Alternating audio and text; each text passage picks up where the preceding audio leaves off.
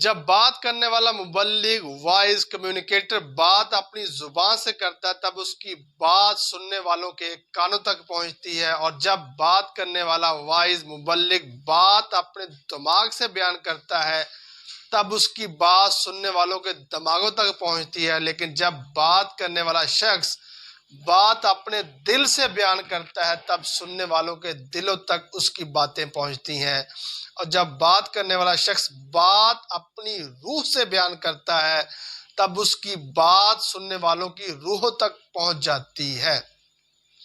दोस्तों, आज की इस वीडियो में हम ये जानने की कोशिश करेंगे कि अपनी बातों में असर कैसे पैदा किया जाए कि वो सामीन के दिलों तक घर कर चली जाए। तो मुबल्लिग जब भी कोई बात करता है, मिसाल के तौर पर मुबल्लिग एक टॉपिक कुव्वत बर्दाश्त इस पर बात करता है, तो सामीन उसकी बातें सुन रहे होते हैं और सामीन को उस मुबल्लिग की बातें अच्छी भी लग रही होती हैं, लेकिन सामीन के दिलों पर उस मुबल्लिग की बातें नक्श नहीं हो रही होती। और एक बुजुर्ग आते हैं, वो कहते हैं कि बेटा कुव्वत बर्दाश्त पैदा करो। उस बुजुर्ग की बात में इतना असर होता है कि सुनने वाले कहते हैं यार वाकई कुव्वत बर्दाश्त पैदा करनी चाहिए। तो दोस्तों, वो कौन से लोग होते हैं कि जिन लोगों की बातों में असर ज्यादा होता है, उन लोगों की बातें सुनने वालों के दिलों तक नक्श होती चली जाती हैं। सबसे पहले जो मुबल्लिग बात करने वाला शख्स, माशरे पर उसका पॉजिटिवली इन्फ्लुएंस जितना ज्यादा होगा उसकी बातें उतनी ही सामीन के दिलों तक घर कर चली जाएंगी। मिसाल के तौर पर कासिम अली शाह साहब हैं, वो माशरे पर उनका इन्फ्लुएंस पॉजिटिवली इतना ज़्यादा है कि वो जो भी बात करते हैं वो सामीन के दिलों पर नक्श होती चली जाती हैं। दूसरे नंबर पे जो सामीन में जितने ज़्यादा सच्चे होंगे उनकी बातें उतनी ही दूसरों के दिलों पर घर कर चली जाएंगी। मिसाल के तौर पर हमारे नबी हज़रत मोहम्मद मुस्तफ़ा सल्लल्लाहु अलैहि वसल्लम सादक और अमीन थे, वो जब भी बात करते थे सुनने वालों के दिलों पर नक्श हो जाती थी। तो मज़्ज़ नाज़रीन, मुबल्लिग जितना ज़्यादा ईमानदार होगा उसकी बातें उतनी ही सामीन के दिलों पर उतरती चली जाएंगी, और मुबल्लिग जितना ज़्यादा मेहनती होगा, चाहे उसकी मेहनत जिस्मानी तौर पे हो चाहे उसकी मेहनत दिमागी तौर पे हो, उतनी ही उसकी बातें सामीन के दिलों पर उतरती चली जाती हैं।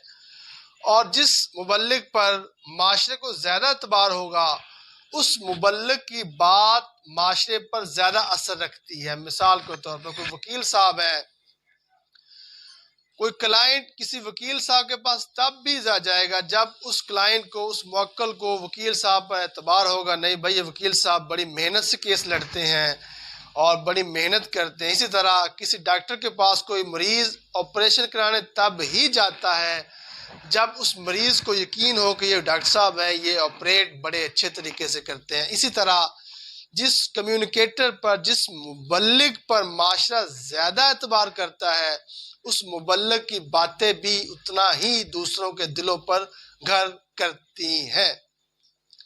इसी तरह जो मुबल्लिग जितना ज़्यादा मुअद्दब होगा उस मुबल्लिग की बातें उतनी ही दूसरों के दिलों पर घर कर चली जाती हैं। इसी तरह जो मुबल्लिग जिसकी मिजाज में तुर्शी नहीं होगी, जो ज़्यादा गुस्सेले वाला नहीं होगा, उसकी बात भी सामीन के दिलों पर घर करती हैं।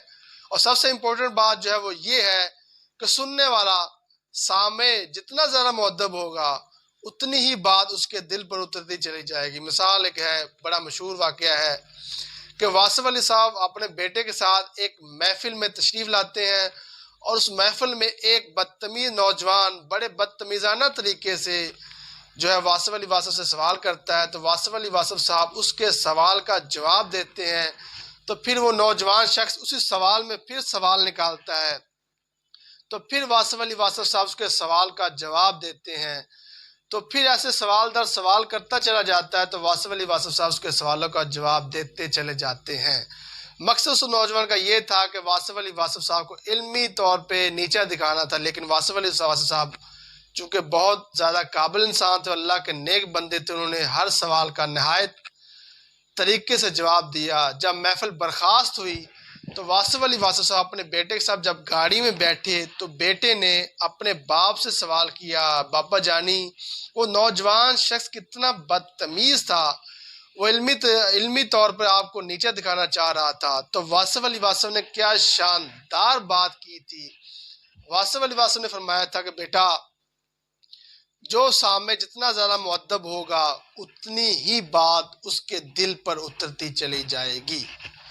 और सबसे अहम बात जो अब मैं अपने नाज़रीन को बताना चाह रहा हूं वो ये है कि जो मुबल्लिग, जो वाइज, जो कम्युनिकेटर अगर चाहता है कि दूसरे जो है उसकी बात सुने, दूसरे जो है उसकी बात अपने दिलों पर लेते चले जाएं, तो उसे चाहिए कि वो ही एडवाइस करे जिस पर वो खुद अमल करता हो। मिसाल के तौर पर अगर वाइज खुद नमाज पढ़ता होगा, फिर जब वो माशरे में दूसरों को कहेगा कि नमाजें पढ़ो, तो फिर दूसरों के दिलों पे उसकी बातें उतरेंगी।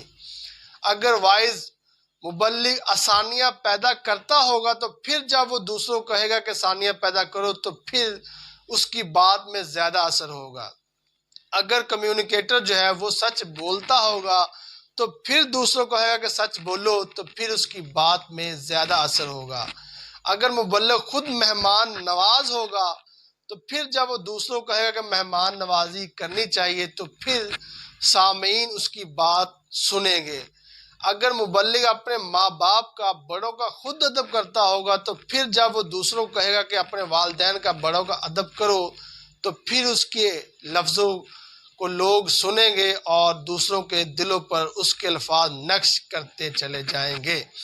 एक मशहूर वाक़या है कि एक बुढ़िया खातून अपने छोटे बच्चे को लेकर एक बुजुर्ग के पास पहुंचती है। बुजुर्ग कहती है कि बाबा जी, मेरा बेटा जो है बहुत ज़्यादा मीठा खाता है, बहुत ज़्यादा गुड़ खाता है, इसे कुछ समझाइए।